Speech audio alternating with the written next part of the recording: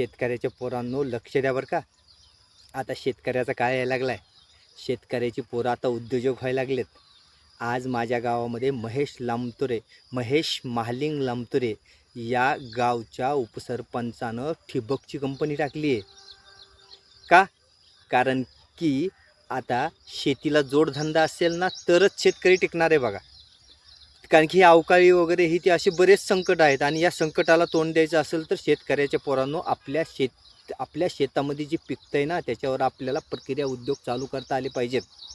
आज जर तुम्हाला त्या प्रक्रिया उद्योगाबद्दल माहिती पाहिजे असेल तर आपल्या गावामध्ये माचवे साहेब आहेत, अगर लामतुरे साहेब आहेत, या लोकांना भेटा तुम्ही आणि कुठले उद्योग आपल्याला चालू करता येतील याचं मार्गदर्शन घ्या.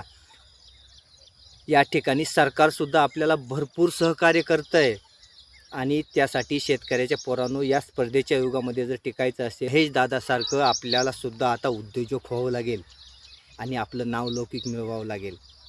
आज या ठिकाणी आम्हाला सार्थ अभिमान वाटतो आपला की आपण जे करताय ना त्याचा एक दिवस वटवृक्ष झाल्याशिवाय राहणार नाही.